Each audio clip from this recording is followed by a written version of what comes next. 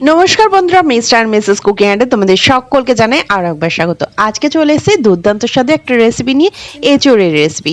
এঁচোড় কিন্তু এখন পাওয়া যাচ্ছে, আর এঁচোড় দিয়ে চিংড়ি মাছের রেসিপি আমরা অনেকবার খেয়েছি, কিন্তু আজকের এই এঁচোড় চিংড়িটা একদম আলাদা আর দুর্দান্ত স্বাদে, সম্পূর্ণ কিন্তু যে নর্মাল এঁচোড় চিংড়ি আমরা রান্না করি তার থেকে একদমই আলাদা। চলো দেখে নেওয়া যাক আজকের এই এঁচোড় চিংড়ির রেসিপি। আর যদি ভালো লেগে থাকে আজকের এই রেসিপিটা, তাহলে অবশ্যই কিন্তু একবার হলেও লাইক করে দিও আর সাবস্ক্রাইব করে নিও অবশ্যই।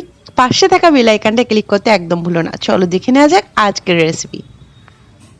এঁচোড় চিংড়ি বানানোর জন্য প্রথমে আমাদের এঁচোড়গুলোকে কেটে নিতে হবে। আর নিয়ে নিয়েছি এখানে আলু আর এঁচোড়গুলোকে ভালো করে ধুয়ে নিয়ে তারপরে আমরা প্রেসার কুকারে এঁচোড়গুলোকে আমরা সেদ্ধ করে নিচ্ছি। এখানে আলু আর এঁচোড় আমি একসাথেই সেদ্ধ করছি আর প্রেসার কুকারে জল নিয়ে নিয়েছি। এরপরে দিয়ে দিচ্ছি এর মধ্যে নুন আর হলুদটাকে দিচ্ছি, কারণ এঁচোড়টা সেদ্ধ করার পরে একটু কালারটা সুন্দর আসবে, কালচে কালচে কালার আসবে না, তার জন্যই কিন্তু এখানে এঁচোড়টাকে আমরা নুন আর হলুদ দিয়ে এখানে সেদ্ধ করে নেব। আর এঁচোড়ের সাথে আমি কিন্তু একটু বড় বড় সাইজের আলু রেখেছি, সেটাকেও কিন্তু এর মধ্যে দিয়ে দেবো। একসাথে সমস্তটাই আগে সেদ্ধ করে নেব, তারপরে এটাকে ভালোভাবে সেদ্ধ হয়ে গেলে আমরা নামিয়ে নেব। দেখো আমরা সমস্তটা একসাথে দিয়ে দিয়েছি, আর এরপরে এটাকে ঢাকা দিয়ে আমরা 4টে মতো সিটি এখানে দিয়ে নেব। সব এঁচোড়ে কিন্তু একরকম হয় না, একটু কোনো কোনো এঁচোড় আছে একটু বেশি সেদ্ধ হতে লাগে। দেখো আমরা এটাকে সিটি দিয়ে নিয়েছি। দিয়ে নেওয়ার পরে এটাকে নামিয়ে নিয়ে একদম একটা কড়াই বসিয়ে নিয়েছি। কড়াইয়ের মধ্যে দিয়ে দিচ্ছি সর্ষের তেল। এই রান্নার জন্য আমাদের লাগছে সর্ষের তেল। সর্ষের তেলটাকে দেওয়ার পরে সর্ষের তেলটা গরম হলে এখানে নিয়েছি 300 গ্রাম মতো চিংড়ি মাছ। চিংড়ি মাছটাকে ভালো করে ধুয়ে পরিষ্কার করে নিয়েছি। আর এই চিংড়ি মাছে আমরা শুধুমাত্র নুনটাকে একটুখানি ভালো করে মাখিয়ে নিয়েছি। নুনটা মাখিয়ে নেওয়ার পরে চিংড়ি মাছগুলোকে আমরা তেলের মধ্যে দিয়ে দিচ্ছি। তেলটা গরম হয়ে যাওয়ার পরেই আমরা চিংড়ি মাছগুলো দিয়ে দিয়েছি। সমস্ত চিংড়ি মাছগুলো দেওয়ার পরে এটাকে আমরা ভালো করে একটু লালচে করে নেব। একটা হালকা কিন্তু চিংড়ি মাছের কালার চলে আসলেই হবে, বেশি ভাজলে চিংড়ি মাছ অতিরিক্ত শক্ত হয়ে যাবে, খেতে ভালো লাগবে না। তাই এখানে চিংড়ি মাছের যখন গায়ে একটা হালকা কালার চলে আসবে আর সুন্দর একটা গন্ধ বেরোবে, তখন কিন্তু আমরা চিংড়ি মাছগুলোকে তুলে নেব। দেখো একটা হালকা কালার চলে এসছে, লালচে কালার। আমরা একটা পাত্রের মধ্যেই সমস্ত চিংড়ি মাছগুলোকে তুলে নিচ্ছি। সমস্ত চিংড়ি মাছগুলোকে তুলে নেওয়ার পরে আমরা একটা সাইডে রেখে দিলাম। আর এই তেলের মধ্যেই আমরা আজকের রেসিপিটা করব। এই তেলের মধ্যেই দিয়ে দিচ্ছি গোটা গরম মশলা ফোড়ন, আর দিয়ে দিচ্ছি একটা তেজপাতা। গোটা গরম মশলা আর তেজপাতাটাকে দেওয়ার পরে এটাকে ভালো করে আমরা নাড়িয়ে নিচ্ছি, যাতে গোটা গরম মশলার খুব সুন্দর একটা গন্ধ আসে। এরপরে দিয়ে দিচ্ছি কুচানো পেঁয়াজ, একদম ছোট ছোট করে কুচিয়ে নিয়েছি পেঁয়াজ। এখানে একটা পেঁয়াজ দিয়েছি।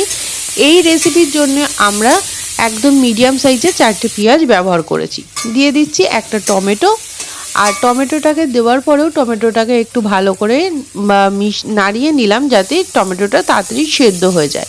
এরপরে দিয়ে দিচ্ছি স্বাদ মতো নুন, যাতে টমেটোটা আরও তাড়াতাড়ি সেদ্ধ হয়ে যায়। আর দিয়ে দিচ্ছি হলুদ। সমস্তটাকে দেওয়ার পরে এটাকে ভালো করে মিশিয়ে নিচ্ছি মশলার সাথে। আর এর মধ্যে দিয়ে দিচ্ছি রসুন কোড়া। এখানে রসুন বাটা আমরা ব্যবহার করেছি। আর দিয়ে দিচ্ছি পেঁয়াজ বাটা। আমরা এখানে দুটো পেঁয়াজ, ছোট মিডিয়াম সাইজের পেঁয়াজ কুচিয়ে দিয়েছি, আর দুটো পেঁয়াজ কিন্তু এখানে ভালো করে বেটে দিয়েছি। দিয়ে দেওয়ার পরে দিয়ে দিলাম আদা, রসুন বাটা আর পেঁয়াজ বাটা। দিয়ে এটাকে খুব ভালো করে মিশিয়ে নিচ্ছি। আর এটাকে খুব ভালো করে মশলাটাকে কষিয়ে নিতে হবে, যাতে কোনো রকম কাঁচা গন্ধ না থাকে। আমরা সমস্ত মশলাগুলোকেই ভালো করে কষিয়ে নিচ্ছি, আর দেখবে মশলা থেকে সুন্দর একটা তেল ছেড়ে দেবে। দিয়ে দিচ্ছি এখানে ধনে গুঁড়ো, দিয়ে দিলাম এর মধ্যে জিরে গুঁড়ো। ধনে গুঁড়ো জিরে গুঁড়ো এখানে আমি 1 টেবিল চামচ মতো দিয়েছি। দেওয়ার পরে দিয়ে দিচ্ছি কাশ্মীর রেড চিলি পাউডার, সম্পূর্ণ অপশনাল, তোমরা চাইলে এখানে দিতে পারো। আর যদি কেউ শুকনো লঙ্কা খাও তাহলে শুকনো লঙ্কার গুঁড়ো ব্যবহার করতে পারো। দিয়ে দেওয়ার পরে এটাকে ভালো করে মশলাটাকে কষিয়ে নিতে হবে। এরপর এখানে ঝালের জন্য আমরা ব্যবহার করেছি কাঁচা লঙ্কা। যে যেরকম ঝালটা খেতে পছন্দ করো সেই বুঝে এখানে ঝালটা ব্যবহার করবে। এখানে আমি কাঁচা লঙ্কার ঝালটাকে রেখেছি, তোমরা চাইলে শুকনো লঙ্কা ব্যবহার করতে পারো। এরপরে মশলাটা যাতে তলায় ধরে না যায় তার জন্য সামান্য একটু জল দিয়ে আবারও মশলাটাকে খুব ভালো করে কষিয়ে নিতে হবে। দেখবে এইভাবে কষাতে কষাতে মশলা থেকে তেল ছেড়ে দেবে আর সুন্দর দেখো একটা কালার চলে এসছে। এই তেল ছেড়ে দিলেই আমরা এর মধ্যে দিয়ে দেবো চিংড়ি মাছগুলো। যে চিংড়ি মাছগুলো ভেজে রেখে দিয়েছিলাম সেই চিংড়ি মাছগুলো এখানে দিয়ে দেব। আর দেওয়ার পরে এটাকে ভালো করে মিশিয়ে দেব মশলার সাথে। দিয়ে দেওয়ার পরে এর মধ্যে এঁচোড় আর আলু যেগুলো সেদ্ধ করে রেখে দিয়েছিলাম সেগুলোকেও এর মধ্যে দিয়ে দিলাম। দিয়ে খুব ভালো করে এটাকে মিশিয়ে নিতে হবে সমস্ত মশলার সাথে। আর এখানে এই রান্নাতে এটা কিন্তু একটু ভালো করে কষিয়ে নিতে হবে। দেখবে যে এটা কষালেই সম্পূর্ণভাবে এর থেকে তেল ছেড়ে দিচ্ছে আর খেতেও কিন্তু দুর্দান্ত লাগবে। দেখো সুন্দরভাবে কিন্তু এটা ভালো করে মশলার সাথে আমরা কষিয়ে নিয়েছি। কষিয়ে নেওয়ার পরে এটাকে এর মধ্যে দিয়ে দিচ্ছি আমরা নারকেলের দুধ। নারকেলের যে ঘন যে মালাইটা সেইটা আমরা এর মধ্যে ব্যবহার করেছি। এর মধ্যে কোনো রকম জল ব্যবহার করিনি। জল এর মধ্যে আমরা যেহেতু নারকেলের দুধটা ব্যবহার করেছি তাই এর টেস্টটা কিন্তু সম্পূর্ণ আলাদা আসবে। এর মধ্যে এটাকে নারকেলের দুধটাকে দিয়ে আবারও খুব ভালো করে কষিয়ে নিয়ে ঢাকা দিয়ে কিছুক্ষণ হতে দেবো। ঢাকাটা খুলে দেখে নাও, দেখো সাইড থেকে তেল ছেড়ে দিয়েছে, সুন্দর একটা কালারও চলে এসছে। আর এটাকে আরও সুন্দর একটু টেস্ট আনার জন্যে অবশ্যই এর মধ্যে আমরা দিয়ে দিচ্ছি চালমগজ আর কাজু বাটা। এখানে কাজু নিয়েছি 10 থেকে 12টা, চালমগজ নিয়েছি 4 চামচ মতো, দিয়ে এটাকে ভালো করে বেটে এর মধ্যে দিয়ে দিলাম যাতে টেস্টটা খুব সুন্দর আসে। একদম অনুষ্ঠান বাড়ি বা বাইরে তোমরা যেরকম খাও সাধারণত কোনো অনুষ্ঠান পারপাসে ঠিক সেরকম কিন্তু লাগবে। দিয়ে দিলাম এর ওপর থেকে সামান্য পরিমাণে একটু চিনি দিয়ে আবারও খুব ভালো করে মিশিয়ে দিচ্ছি।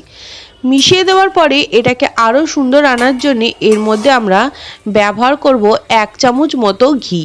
ঘিটা দিলে এখানে টেস্টটা আরও সুন্দর আসবে আর সুন্দর কিন্তু একটা গন্ধও আসবে। দিয়ে দেবো গরম মশলা সবার শেষে। ঘি আর গরম মশলাটাকে দেওয়ার পরে এটাকে একটু ভালো করে মিশিয়ে দিয়ে আমরা ঢাকা দিয়ে স্ট্যান্ডিং টাইমে রেখে দেবো গ্যাসটাকে অফ করে। এখানে আমরা গ্যাসটাকে আর জ্বালানোর দরকার নেই, আমরা কিন্তু এটাকে এরকম মাখা মাখা রাখবো আর এটাই কিন্তু খেতে ভালো লাগবে।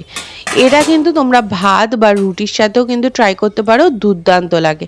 দেখো ঢাকা দিয়ে স্ট্যান্ডিং টাইমে রেখে দেওয়ার পরে একটা পাত্রের মধ্যে ঢেলে নিচ্ছি। যেমন সুন্দর এর গন্ধ বার হয়েছে তেমন কিন্তু সুন্দর এর টেস্ট। অবশ্যই বাড়িতে এই রেসিপিটা একবার হলেও ট্রাই করো, দুর্দান্ত হয় এই রেসিপিটা। আর অবশ্যই কেমন লাগলো সেটা জানাতে ভুলো না। যারা নতুন বন্ধু আছো এখনো পর্যন্ত সাবস্ক্রাইব করনি তাড়াতাড়ি করে সাবস্ক্রাইব করে নাও আর পাশে থাকা বেল আইকনটা ক্লিক করতে একদম ভুলো না।